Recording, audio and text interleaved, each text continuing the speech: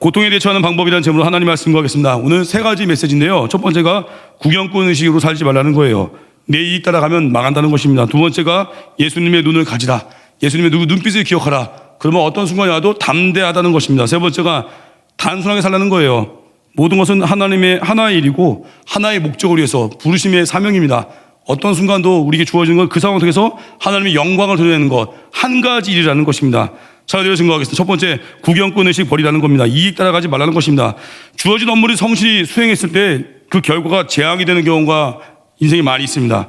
히틀러 아래에 있는 사람들, 히틀러가 시키는 일을 최선 다해서 수행할수록 사악함에 기여하는 것입니다. 본문의 대제사장의 하수인들, 상사들 명령 따라서 예수님을 체포하는 데 성공했습니다. 그리고 체포한 예수님을 대제사장 집마당까지 끌고 가는데 성공했습니다. 성공적인 임무 수행이죠. 그런데 그게 재앙이고 망할 길이라는 것입니다. 무지한 충성입니다. 이들은 이런 눈을 가졌어야 되는데 눈이 병든 거예요.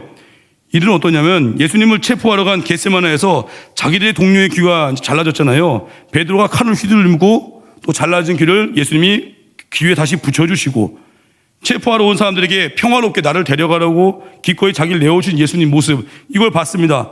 어디서도 경험할 수 없는 자비로운 모습을 받고 위대한 권위를 받고 하늘의 평안을 받습니다. 이런 것들을 봤다면 달라졌겠죠. 이런 것들을 보지 못했으니까 엉뚱한 것을 위해서 목숨을 거는 거예요. 여러분, 이런 좋은 것을 보지 못하면 그게 가장 엄중한 징벌일 것입니다. 눈이 병든 거, 이게 징벌이에요. 왜냐하면 그들이 왜 눈이 병들었냐면 그런 것을 발견할 수 없는 방식으로 살아온 것입니다. 구경꾼으로 살아온 것입니다. 구경꾼은 뭐예요? 뭐가 옳으냐, 뭐가 본질에 가까우냐가 아니라 뭐가 나에게 유익하냐, 이걸 본 거예요. 뭐가 내게 유리할까? 그러니까 많은 순간에 내게 유익이 될 만한, 내게 유익될 것만 생각하니까 정말 좋은 걸 보는 눈이 없어져 버린 거예요. 겟세마네에서 예수님 통해서 그런 비상하고도 특별한 면을 봤어야 되는데 이런 눈을 배우지 못했으니까 결국 안타까운 징벌입니다. 이들은 자기들의 칭찬과 보상만 얻는 걸 추구한 거예요. 예배 떠나버리고 세상 성취했다고 하지만, 세상 인정받았다고 하지만 예배 떠나서 많은 성취들, 그게 성공이겠습니까? 그것이 곧 징벌이고 실패요. 그게 걷는다는 거예요. 우린 본질을 볼 수 있어야 됩니다.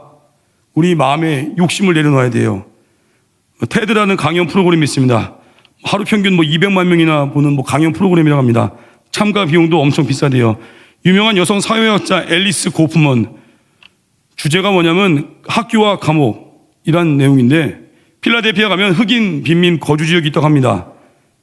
굉장히 또 위험한 지역인데 흑인 그 빈민 지역에 이 자매가, 앨리스 고프먼이 이사를 간 거예요. 이 사회학자가 6년간 거주하면서 연구했습니다. 이 지역 청소년들을 경찰이 어떻게 다루는지를 본 것입니다.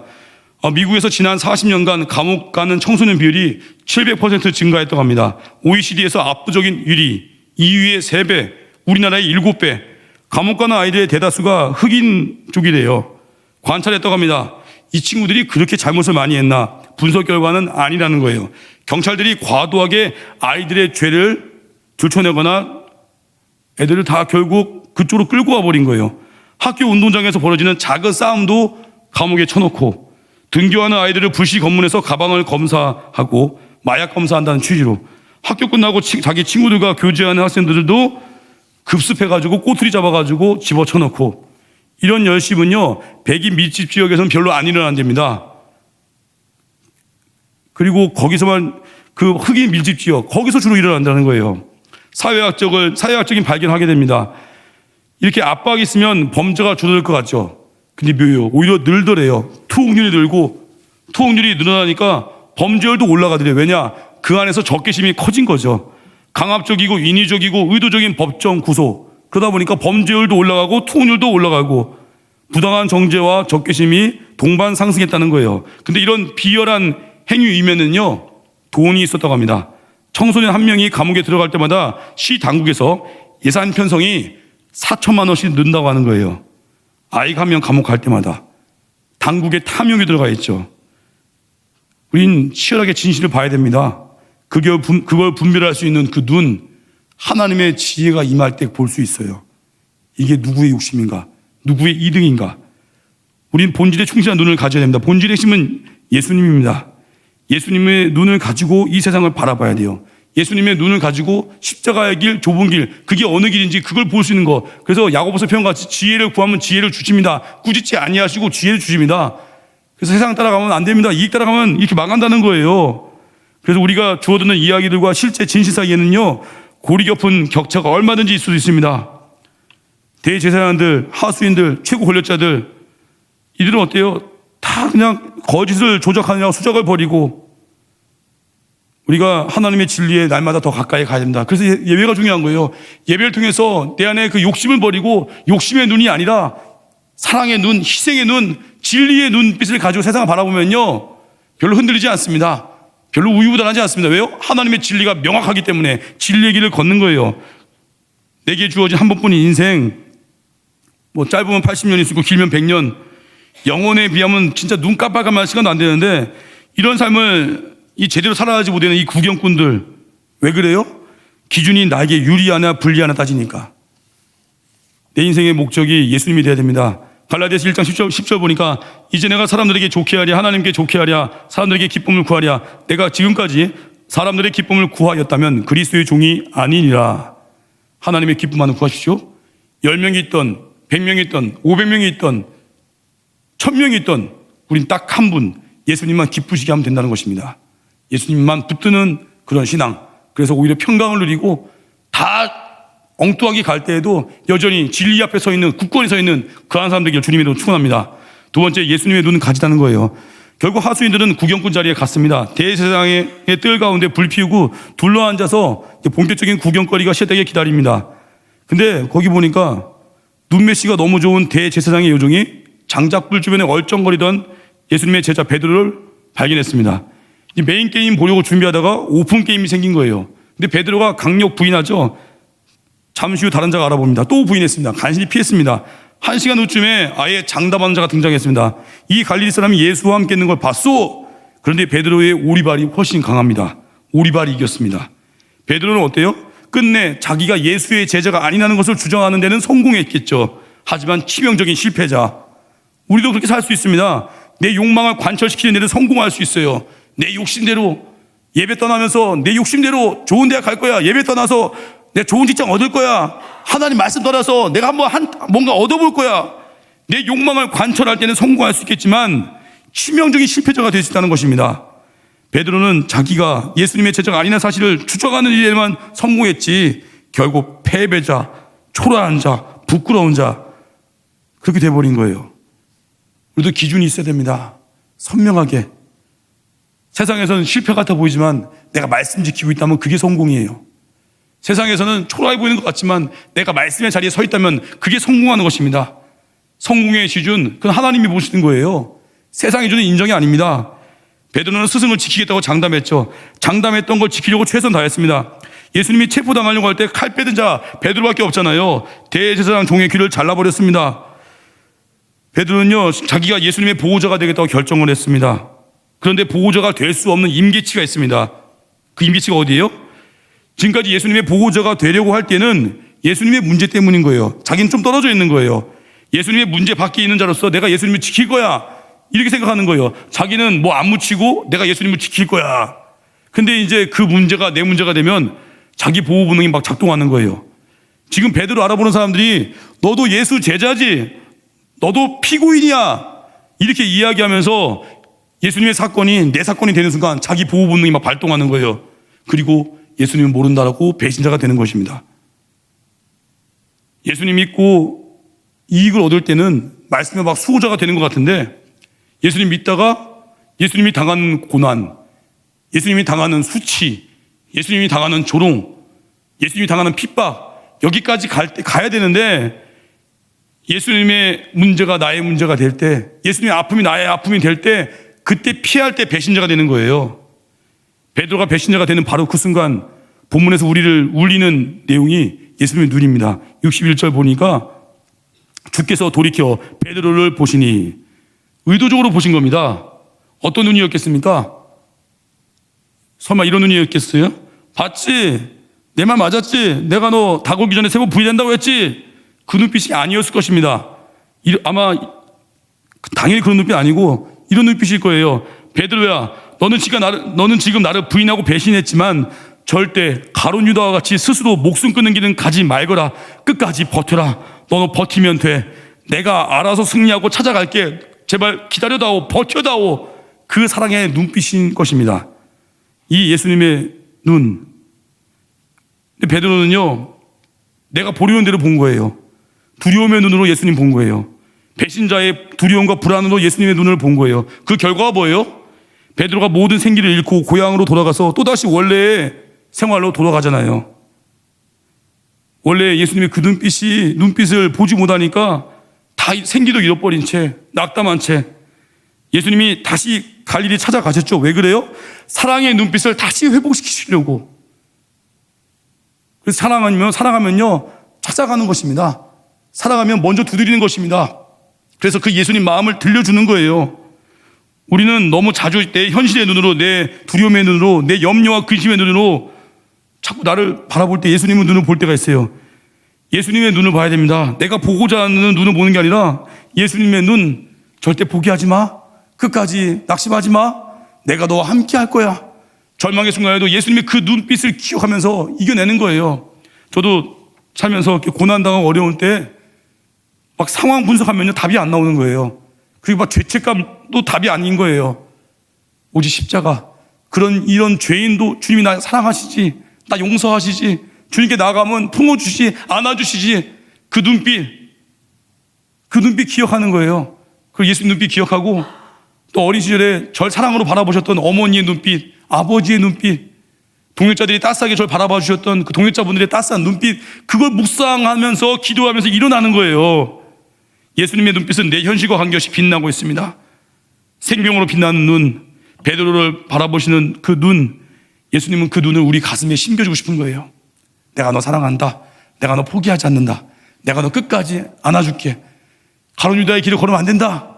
다시 돌아와라. 일어설 수 있다. 그 눈을 우리에게 알려주고 싶은 것입니다. 이해가 되지 않고 어렵다 할지라도 우리 하나님 아버지는 여전히 우리를 보고 계시다는 것, 그 눈이 우리 삶을 끌어가게 만드는 것입니다. 그래서 아버지께 맡긴 자의 담대함이 있는 거예요. 예수님 생각해 보시죠. 얼마나 힘든 일이 많았겠습니까? 예수님 생각하면 하늘 보좌 버리고 우리 가운데 오신 일, 낯선 일은 아닐 것입니다. 우리의 언어, 모든 문화가 그분이 만드신 거니까 적응할 수가 있겠죠. 그런데 예수님이 절대 적응할 수 없고 이상하고 정말 기괴한 절벽 같은 그 일이 코앞에 있습니다. 낯설고 당황스럽습니다. 역사적으로 한 번밖에 없는 그 시간, 그게 뭐예요? 십자가. 생명의 주인이 죽음에 삼켜지는 그 시간, 완전한 모순이죠. 이 모순을 통과해야 돼요.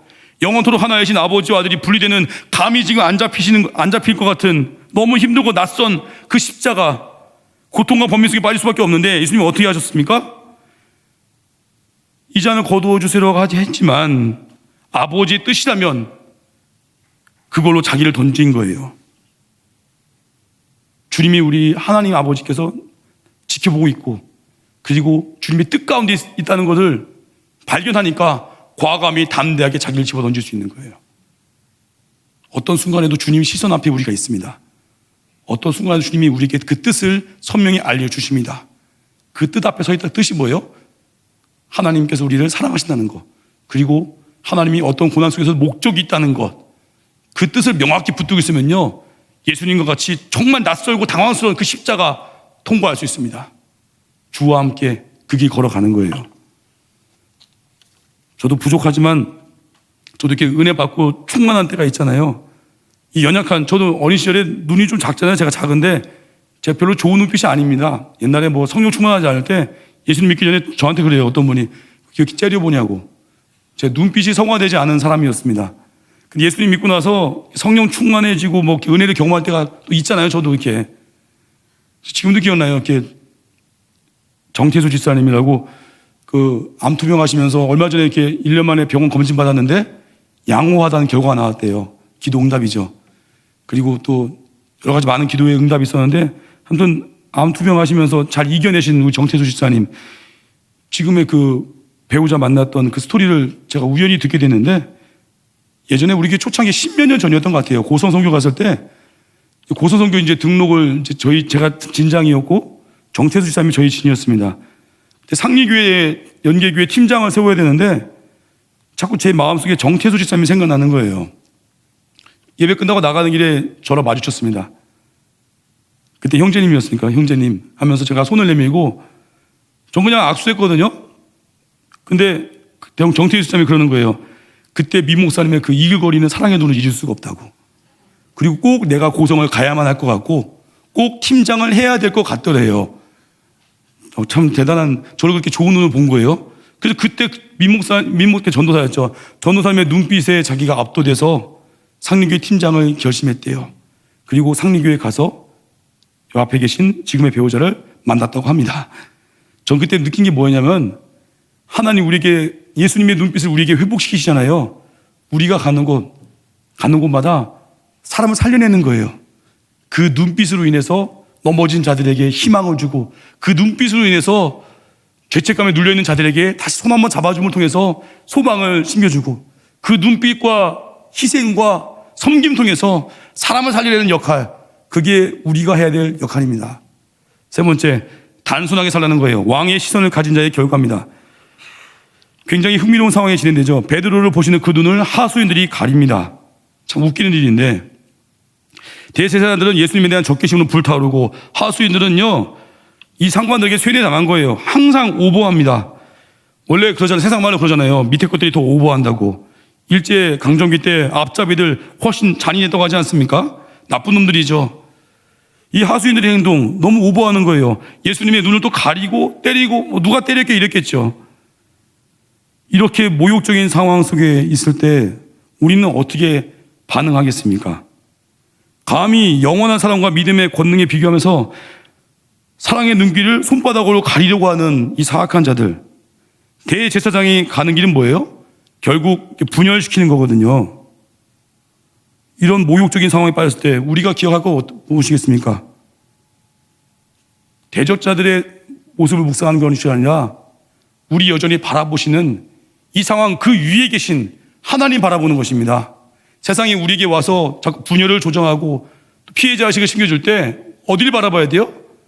다시 하나님 바라보면 시선을 하나님께, 오늘 설교의 핵심 딱 하나예요. 시선을 하나님께, 그 날 지켜본 하나님께 시선 채널 고정, 시선 고정. 오늘 설교의 핵심 딱 그거 하나예요. 그거 하나 건져 가시면 오늘 예배 잘 오신 겁니다. 되게 단순하죠? 채널 고정, 시선 고정. 얼마 전에 되게 슬픈데 웃긴 뉴스를 봤습니다. 슬픈데 웃기고 우프다라고 하나요? 우프다? 우픈 뉴스인데 아시죠? 어떤 항공사 기장과 부기장이 호주 멜버른까지 승객들을 잘 내려주고 둘이 호텔에 같이 투숙했습니다. 어떤 국가적인 위기가 있은 직후입니다. 기장과 부기장이 서로 말다툼을 하는 거예요. 하여튼 말다툼을 하는 거예요. 정치적인 논쟁을 벌였겠죠. 서로 이렇게 얘기했을 거예요. 이 좌파 빨갱이, 이 꼴통 보수, 서로 치고받고 입원할 때까지 싸웠습니다. 대체 인력을 보내야만 되는 상황입니다. 결국 이 두 사람은 면직을 당했는데 불쌍하지 않습니까? 이분들이 그 자리까지 가기까지 얼마나 노력하고 수고했겠습니까? 한순간에 이분들이요 대화할 줄 모르는 사람이 돼버린 거예요. 대화할 힘이 없는 자들이죠. 전 약간 화가 났습니다. 이분들은 대화할 줄 모르는 무지한 희생양이 된 것 같아요. 진범은 따로 있지 않겠습니까? 분열을 조장해서 이득을 얻으려는 자들. 교회가 그럴 때 편승할 수 없습니다. 그리스도 안에서 나랑 다르다 할지라도요 하나님의 눈을 가져야 돼요. 예수님은 어떻습니까? 누가 날 때렸는지 어떤 놈이 나에게 수모를 주는지 이따위에는 관심 없습니다. 69절 보니까 그러나 이제부터는 인자가 하나님의 권능의 우편에 앉아 있으리라 하시니, 그들에게 했던 말이겠습니까? 그들은 들을 귀도 없고요 무슨 뜻인지 헤아리려고도 안 합니다. 이 말씀은요 우리에게 하시는 말씀이에요. 베드로와 우리에게 너희가 이 눈을 가져라. 내가 사랑으로 베드로를 끝까지 책임지겠고 결국 내가 하늘의 보좌에 앉아 세상을 통치하는 진짜 왕이야.